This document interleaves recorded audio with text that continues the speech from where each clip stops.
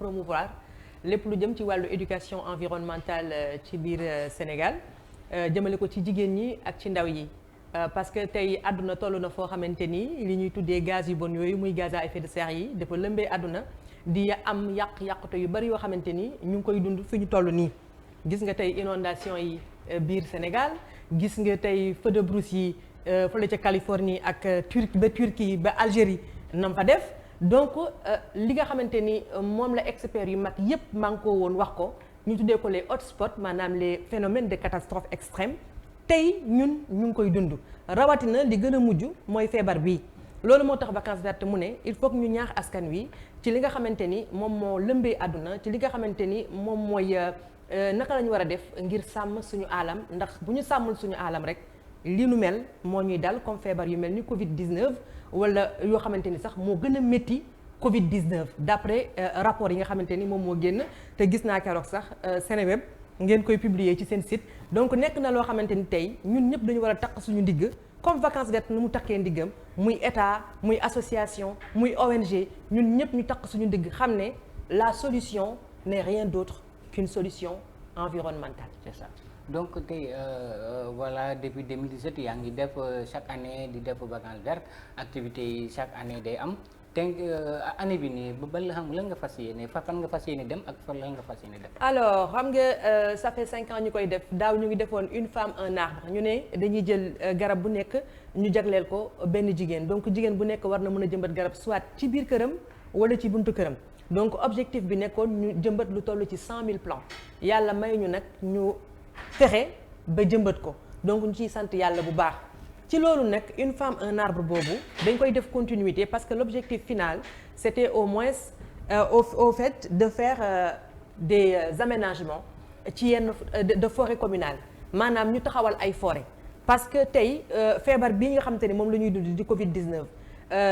experts yëpp dañu manqué ñu ne c'est corrélé à la perte de la biodiversité am na benn article bu ma defoon aussi publier ko Seneweb ci loolu laa doon wax mooy li ñuy tuddee zoonose feebar buy jógee ko ci rabu àll di ñëw ci nit xam nga ba muy jógee ca Chine dañ ne woon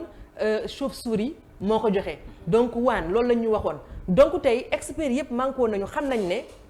feebar bi c'est lié à la perte de la biodiversité suñu forêt yi yàqu na suñu àll yi yàqu na dañu ko war a defaraat loolu moo tax ren sax ci journée de l'environnement waa Nations Unies daal di décréter loo xamante ni lu am solo la mais fekk ñun dañu cee fekk bu yàgg mooy la restauration de nos écosystèmes donc restauration de nos écosystèmes boobu mooy lan tey dañu war a suqaliwaat lépp li nga xamante ni moom moo yàqu ci suñu àll yi moo sauver aussi ay espèces rares yoo xam ne ñoo ngi waaj a disparaître mën na nekk ci géej gi mën na nekk ci àll bi mën na nekk même ci suñu gox yi donc war nañ def suñu kéem kattan ndax ñun dañu war a xam ne au fait ñun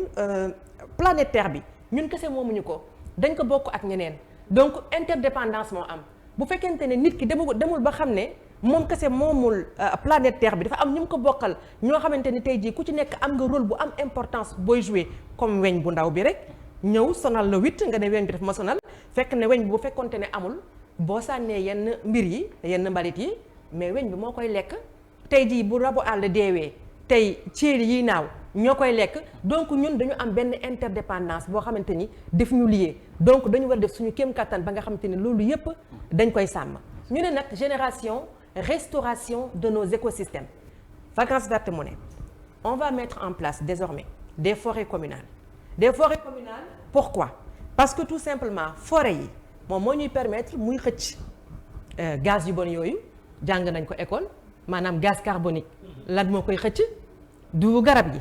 léegi garab bi lu mu ñuy jox oxygène donc forêt yooyu dafa nekk loo xamante ni dafay servir de puits de carbone ñun ci suñu jargon environnementaliste noonu lañ koy tuddee donc bu fekkente ne aménagé nañu ay forêt communale dans toutes les communes des régions du Sénégal dañuy defaale foofu ci biir ay aménagement yoo xamante ni ay espaces dédiés à l'agroécologie mooy li Mamadou Diop Croix doon wax sànq ci wàllu agriculture mu ne mbéy dafa am solo effectivement wax na lu am importance c'est très important mais ban type de mbéy ban genre mbéy bi ñuy wax ñun mooy mbéy bu set avec des mécanismes propres maanaam mbéy bu ñuy tuddee agroécologie mbéy moo xam ne du nekk mbéyub machine man nag jigéen laa écoféministe lañ may tuddee mooy les femmes au service de l'environnement man dama naan bëgguma ñuy masculiniser suuf si maanaam ñuy jël tracteur yu métti yeeg parce que suuf si suñ ko yàqee ba mu yàqu mais boo bëggee béyaat mais suuf si du la jox li nga bëgg parce que yow yaa ko sonal. c'est que li ñu war a comprendre tey mooy nature bi dañ ko war a toppatoo soo ko toppatoowee mu jox la li nga soxla ci moom soo ko yàqee mu defal la effet boomerang mooy tey catastrophe yi ñuy dund yëpp ci àdduna bi donc loolu la ñu war a moytu moo tax ñu koy defee 5e édition bi lancement bi ce sera le 18 septembre à 9h à la forêt classée de Mbao. Pourquoi dans la forêt classée de Mbao? Parce que foofu c'est avec des associations maraîchères ay jigéen yoo xamante ni dañoo mun góor jigéen yoo xamante ni ñoom defuñu lu dul mbay ci seen àdduna léegi jigéen ñooñu ñoom la ñuy boolool ñu ànd ñu won Sénégal que li nekk fii ci forêt classée de Mbao nga xamante ni fexe nañ ba forêt bi autonomiser les femmes à travers l'entrepreneuriat vert ndax jigéen bi bu fekkente ne garab yaa ngi sax mu nekk séquestration de carbone nga aménager ay espaces dédiés à l'agroécologie nga ciy béy est-ce que doo ci lekk est-ce que doo ci dundal sa njaboot est-ce que doo ci dundal sa askan est-ce que doo permettre sa suuf si gën a mën a baax nga xam te ni imperméabilité bi ñuy xeex dina mën a deñ loolu dafa nekk loo xamante ni dafa am solo moo tax ren vacances vertes mu ne dañuy def li nga xamante ni thème bi c'est l'autonomisation des femmes à travers l'entrepreneuriat vert avec l'aménagement de forêts communales partout au Sénégal phase pilote bi nag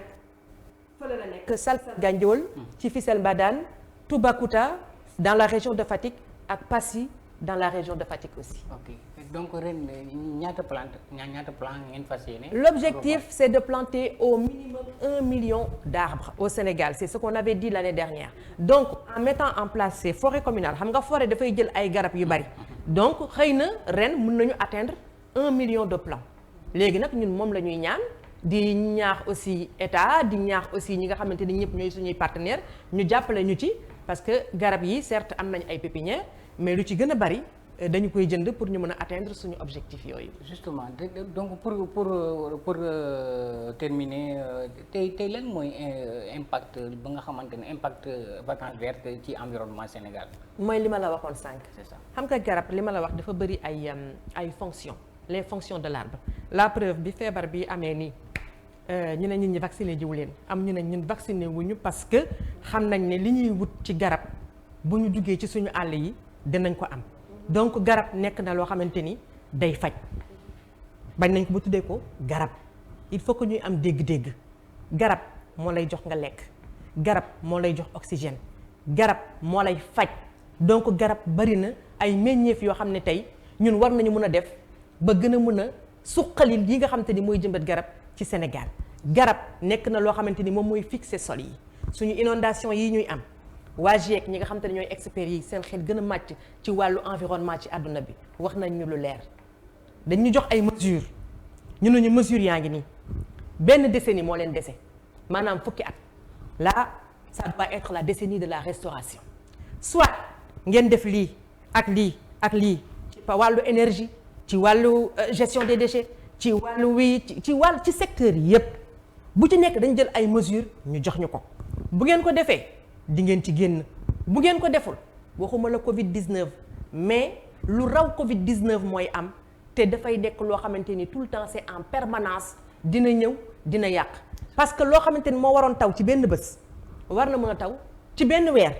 war na mën a taw ci benn bés est-ce que seetlu ngeen taw yi ren donc il faut faire très attention et prendre très au sérieux li nga xamante ni moom la waa GIEC wax rapport yooyu dafa am importance COP26 léegi mu ñëw c'est au mois de novembre à Glasgow suñu autorités yi li lay war a suul bu ñu demee bu ñu def tourisme parce que Afrique nag dañu tàmm di def tourisme te bu ñu xoolee Afrique li muy produire ci gaz yu bon yi 4% kese la kon ça veut dire que ñun yàquñu ñi yàq ñeneen la li lay war a suul Seneweb site la boo xamante ni tey mun naa ne télé la boo xamante ni ñëpp dañ koy seetaan moo tax j'ai envie de lancer ce message ici à nos autorités à nos gouvernants li lay war a suul bu ñu demee nañ ñu jàppale ba nga xamante ni rapport yiy génn foofu guide yiy génn foofu comme am na benn guide bu ñu génne woon bu ñu tuddee business as usual muy def scénario yépp li lay war a suul nañu jël seen temps di ko lire bu ñu ñëwee ñuy jox ñi nga xamante ni ñooy suñu njiit la nga xam ne moom la ñu fa jëlee te bu ñu demee it Afrique nañu jàppoo ñu mànkoo nekk benn ndax 4% la ñuy produire ci gaz yu bon yooyu di ci des yépp occidentaux yi ñoo koy produire et pourtant lépp li nga xamante ni moom la ñu taxawaloon ci accord de Paris yi mooy ci financement vert yi defuñu ko donc ñun tey suñu objectif bu ñu demee ci COP 26 boobu mooy naka la ñuy def ba accord de Paris yooyu ñu respecté ko pour yan dëkk goxu Afrique yi parce que dañu koo soxla te bu ñu ko deful ñun ñoo ciy gën a souffrir ndax ñoom kat c'est bien vrai que ñu ngi souffrir waaye dañoo pare de am nañu ay assurance ñun nag amuñu ay assurance amuñu kenn ku ñu jàppale la preuve Saint-Louis ba fa kii mbënd bi amee xaw ma nuñ koy tuddee érosion bi ni mu ko lekkee ba mbënd bi am foofu ñoom amuñu ko leen jàppale ci ay assurance kenn jàppalewu leen dañ leen jël reloger leen feneen et dans quelles conditions parce que j'ai été sur place en tant que journaliste pour faire un reportage donc li lay war a suul c'était ça le message qu'il fallait lancer. C'est ça donc Ameth tey voilà Ameth ñu ngi koy yow soo amee li ngeen ci yokku. non mais surtout les femmes j'ai besoin des femmes on parle d'écoféminisme des femmes au service de l'environnement. non mais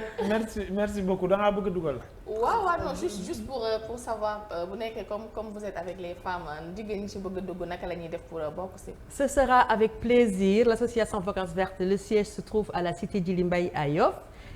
Je peux vous donner mes coordonnées sinon vous allez sur notre page Facebook vous envoyez un message nga envoyé benn message émission bi olof la nga envoyé ñu benn message boo ñu envoyé message dinañ la tontu et puis ñu boole la ci membre yi nga am sa carte de membre wala bu fekkee da nga bëgg nekk volontaire parce que les volontaires de Vacances Vertes bari nañ ci Sénégal tey def nañu Fatick def nañu Kaolack def nañu Dakar donc ñoom ñëpp xale yi ñu ngi liggéeyandoo ak man au passage sax maa ngi leen di nuyu parce que sans ñoom Vacances Vertes du yegg tey fu mu yegg. merci beaucoup merci beaucoup madame Khady Camara maa ngi lay jaajëfal bu baax a baax di jaajëfal maam Cheikhou Aïdara ci invité bi am na solo waxtaan wi am na solo. xam naa prochainement maam Cheikhou kii dañ koy yóbbu fële studio Aba fële. parce que fii xaju fi xam nga ñun suñu bët seteurs yi mooy suñu fan suñu siiw dañoo am flair. naka la commencé wax rek ñu ne ñu xanaa kii journaliste parce que am na pédagogie am na. voilà am na coordination ci wax ji. am na lépp donc. et c'est explicite ñëpp kontaan nañ ñëpp comprendre nañ. justement loo tax aw ma question. c'est rare nit ñëw fi très belle émission que je suis souvent franchement vous faites un excellent travail aussi en tant que présentateur. Merci. Et puis les femmes sont très charmantes et très belles. Moi c'est elle qui m'approche le matin. Donc voilà merci à vous. merci c'était madame Khady Camara nekk présidente association Vacances Vertes di ko jaajëfal ci wuy si bi mu ñu wuy si ci émission matinale bi nga xamante ni moom mooy bët set di leen jaajëfal yéen ñi ñuy suivre dañuy daal di attaquer li nga xam ne moom mooy troisième et dernière partie wu émission bi ki nga xamante ne nii moom mooy Serigne Khadim Mbacké Abou Salih moom la ñuy dalal fii tey nag xam ngeen ne mooy première safar moom tamit ci ay yëngu-yëngeem faw ñu waxtaanee loolu lépp ci kanam tuuti ma leen di jox rendez-vous gannaaw bàkk jaa ngeen jëf